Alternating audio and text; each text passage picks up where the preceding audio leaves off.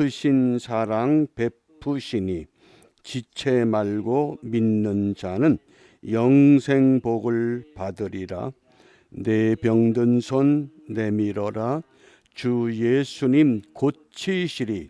내 병든 손 내밀어라. 주님 고치시리라. 아멘. 오늘은 열왕기하 8장을 읽게 됩니다. 열왕기하 7장에서는 사마리아 성이 아람 군대가 사마리아 성을 포위함으로 심각한 식량난에 부딪혀서 큰 위기를 만났을 때 마침 성 밖에 4명의 문둥병자가 이왕 죽을 바에는 먹을 것을 찾아 먹고 죽자고 하는 마음으로 아람 진영을 향해서 나갑니다.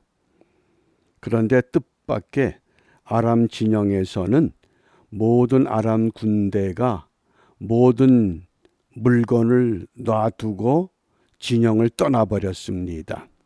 그래서 그 문둥병자들이 갑자기 얻게 된 금은 보화, 또 좋은 옷들, 또 많은 식량, 우리만 이렇게 배불리 먹고 우리만 좋아할 것이 아니라 성 안의 사람들에게도 이 소식을 전하자. 그래서 성의 사람들도 함께 그 즐거움에 동참할 수 있었다고 하는 사건을 함께 나누었습니다. 어제 하루 동안 문둥병자와 같은 우리가 하나님의 은혜를 입고 그 은혜를 세상에 나가서 어떻게 얼마나 누구에게 전했는가를 다시 한번 생각하면서 오늘은 8장입니다. 8장은 크게 2가지 사건입니다. 하나는 열왕기하 4장에 소개됐던 수넴 여인이 사마리아로 돌아오는 사건입니다. 그 다음에 2번째는 이 아람 왕 벤하닷이 병이 들었습니다. 병 들었을 때에 이 마침 엘리사가 이 다메섹에 와 있다는 소식을 듣고 벤하닷 아람 왕이 하사엘을 엘리사에게 보냅니다. 그리고 내 병이 나을 병인지 죽을 병인지 하나님의 사람 엘리사에게 물어보라고 사람을 보낸 겁니다. 오늘 10절 말씀입니다. 우리 10절 말씀을 함께 읽습니다. 엘리사가 이르되 너는 가서 그에게 말하기를 왕이 반드시 나으리라 하라. 그러나 여호와께서 그가 반드시 죽으리라고 네게 알게 하셨느니라. 아멘. 이 말씀이 이해가 되십니까? 아람 왕 벤하닷이 무슨 병인지는 모르지만은 그 병으로 고생을 할 때 하나님의 사람 엘리사에게 그 신하 하사엘을 많은 예물을 갖추어서 하나님의 사람에게 왕의 병에 대해서 묻습니다. 이 병이 죽을 병입니까? 아니면 죽지 않을 병입니까? 그러자 엘리사가 이 병은 결코 죽을 병이 아니다. 그리고 선포했습니다. 그런데 그 다음에 엘리사가 그 하사엘에게 그러나 다른 방법에 의해서 왕의 생명이 잃어버릴 것이다. 왕은 죽을 것이라는 이야기입니다. 병 때문에 죽는 것이 아니라 다른 문제로 죽게 된다고 엘리사가 예언한 겁니다. 그러니까 이 당시 이방 나라의 왕이 하나님의 사람을 인정했고 여호와께 물어보라고 할 정도로 이 여호와 하나님에 대한 이 신앙이 얼마나 많이 전파되었는가를 우리가 알 수 있습니다. 더군다나 이 아람 왕이라고 하면 이건 철저하게 우상을 숭배합니다. 그 나라에도 자기들의 신의 제사장들이 있고 선지자들이 있음에도 불구하고 아니다. 이건 이스라엘의 하나님의 사람 엘리사에게 물어봐야 된다. 그 하나님은 어떤 하나님입니까?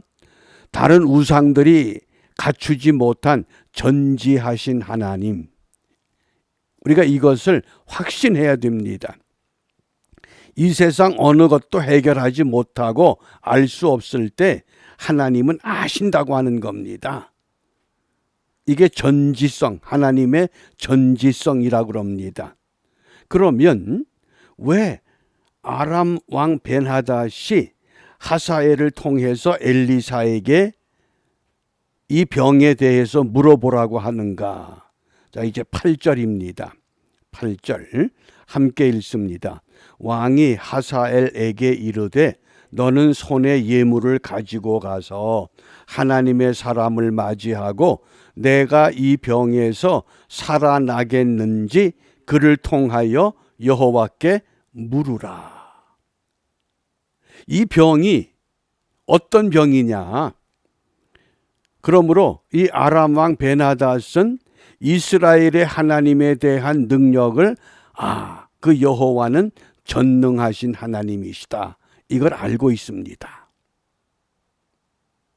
우리는 하나님을 믿으면서도 때로는 하나님의 전지성과 하나님의 전능성에 대해서 깊이 생각하지 못할 경우가 많습니다. 어떤 사소한 문제, 육신적인 문제, 근심, 걱정, 어떤 두려움, 이것에 사로잡혀서 이방 왕도 하나님의 사람에게 여호와 하나님께서 어떻게 생각하는지, 어떻게 다루실 것인지 물어보도록 신하를 보내는데, 그런데도 우리는 여전히 그 하나님을 섬기고 믿는다고 하면서 우리가 어떻습니까? 정말 이 아람 왕 벤하닷처럼 철저하게 하나님을 믿는가? 하나님을 잘 믿기 위해서는 하나님의 말씀대로 순종하면 됩니다. 우리가 하나님의 말씀대로 순종할 때 하나님은 전지전능하신 하나님, 무소부재하신 하나님, 그 하나님은 어떤 하나님이시냐? 한마디로 말하면 회복하게 하시는 하나님이십니다. 다시 한번 강조합니다. 아람 왕 벤하닷이 여호와께 물어보라고 했을 때에 그 하나님은 어떤 하나님이냐? 회복하게 하시는 하나님. 그 사례를 오늘 수넴 여인을 통해서 우리에게 알려주고 있습니다. 엘리사가 수넴 여인에게 앞으로 7년 동안 기근이 있을 것이다. 그러니 너와 네 가족들은 기근을 피해서 어디 가서 그동안 너희들의 삶을 유지해라. 그러자 수넴 여인이 블레셋 사람의 진영으로 옮겨갔습니다. 그리고 7년이 지났습니다. 7년 지난 후에 이제 기근이 끝났기 때문에 이스라엘 사마리아로 돌아왔습니다. 그런데 돌아와 보니까 그의 집과 그의 땅과 그의 모든 소유가 다 다른 사람이 사용하고 있습니다. 너무 억울해서 이 수넴 여인이 이스라엘 왕에게 호소하기 위해서 왕을 찾아갔습니다. 근데 공교롭게도 그때 왕이 엘리사의 사환 게하시와 이야기를 하고 있었습니다. 어떤 이야기를 했느냐? 왕이 게하시에게 묻습니다. 너의 스승 엘리사가 도대체 어떤 사람이냐? 왜 사람들이 그를 하나님의 사람이라고 하느냐? 그러니까 게하시가 신이 났습니다. 예, 내가 한 가지 사례만 얘기를 하지요. 수넴 여자가 있었습니다. 남편이 나이가 많아서 아들이 없었습니다. 그런데 우리 선생님이 1년 후에 네가 아들을 얻게 될 것이다. 그러니까 수넴 여인은 무슨 그런 이야기 하십니까? 이제 난 더 이상 기대하지 않습니다. 그런데 정말 1년 후에 아들을 낳습니다. 그런데 그 아들이 얼마 후에 추수 밭에 나갔다가 아이고 머리야, 아이고 머리야. 그러다간 갑자기 어미 품에서 죽고 말았습니다.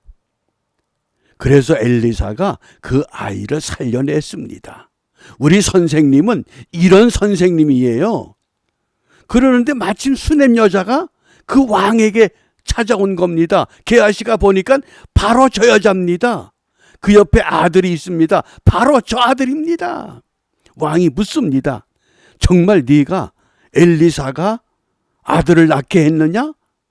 엘리사가 그런 예언했느냐? 예, 맞습니다. 이 아들이 정말 죽었다가 살아난 아들이냐? 예, 맞습니다. 왜 왔느냐?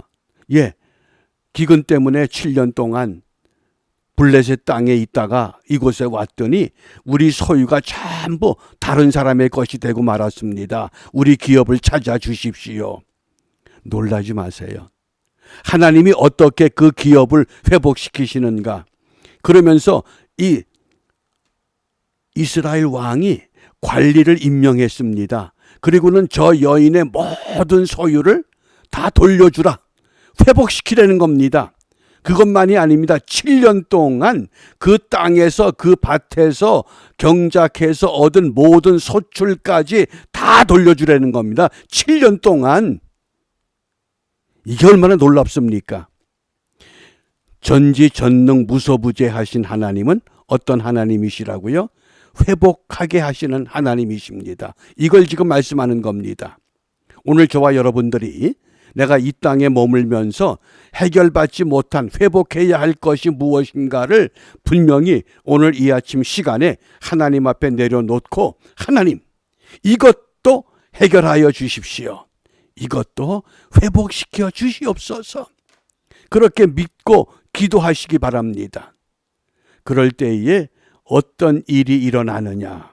분명히 오늘 이 9절 10절 말씀에서 무엇을 말씀했습니까? 엘리사가 이르되 너는 가서 그에게 말하기를 왕이 반드시 나으리라. 병은 분명히 낫습니다. 그런데 다른 것 때문에 죽는다고 하는 겁니다. 그러니까 아람 왕 벤 하닷이 심부름을 보냈던 하사엘이 무슨 짓을 하나 보셔요. 15절입니다. 함께 읽습니다. 그 이튿날에 하사엘이 이불을 물에 적시어 왕의 얼굴에 덮음에 왕이 죽은지라 저가 대신하여 왕이 되니라. 왕이 병 때문에 죽은 것이 아니라 왜 죽었습니까? 질식사를 시켜서 하사엘이 죽여버린 겁니다. 하나님의 사람 엘리사가 하사엘에게 너희 왕이 이 병으로 죽진 않아. 그런데 다른 것 때문에 죽겠구나. 하나님이 그것을 내게 알게 하셨어. 그러니까 하사엘이 자기를 물끄러미 바라보는 하나님의 사람 앞에 아니 개 같은 내가 어떻게 그렇게 할 수 있습니까? 자기 속의 음모가 탄로가 났거든요. 하나님의 사람은 하사엘이 장차 어떤 일을 꾸밀 것까지 다 알고 계신 거예요. 그러니까 다급해진 거예요. 왕이 병 때문에 죽지 않는다는구나. 그러면 내가 빨리 죽여서 왕이 돼야지. 그러고는 그 이튿날에 이불을 물에 적셔가지고 왕이 그 누워있는 그 침상에 가서 얼굴을 덮어버린 거예요. 순식간에 질식사시켜서 죽여버린 겁니다. 무슨 의미입니까? 우리가 믿는 하나님은 전지전능 무소부재하신 하나님이시다. 그런데 그 하나님은 왜 전지전능 무소부재하신가? 회복하게 하시기 위해서. 우리가 제일 먼저 무엇이 회복해야 됩니까? 우리의 영과 혼과 육을 회복해야 합니다. 어떻게? 흠없이 주님 오시는 날에 아무 흠도 없이 온전한 모습으로 주님 앞에 드려지기 위해서. 그래서 무소부재 전지전능 이 하나님, 우리가 이런 하나님을 믿는 겁니다. 아람 왕도 이런 하나님을 알았습니다. 자기 병의 문제까지라도 해결할 수 있는 여호와 하나님임을 알았던 것처럼 이제 우리는 그 하나님을 믿습니다. 정말 믿습니까? 그러면 우리가 이 아침 시간에 회복하게 하시는 하나님의 능력, 하나님의 영의 도움을 받아서 우리의 영이 먼저 회복되어야 합니다. 하나님의 거룩한 영과 나의 영이 충돌해서 그 충돌할 때 굉장한 힘이 생깁니다. 그 힘이 우리의 혼과 우리의 육까지도 깨트려서 하나님의 것으로 사용하도록 우리를 붙잡아 주실 줄 확신합니다. 이런 것 때문에 우리가 오늘 무엇을 기도할 것인가?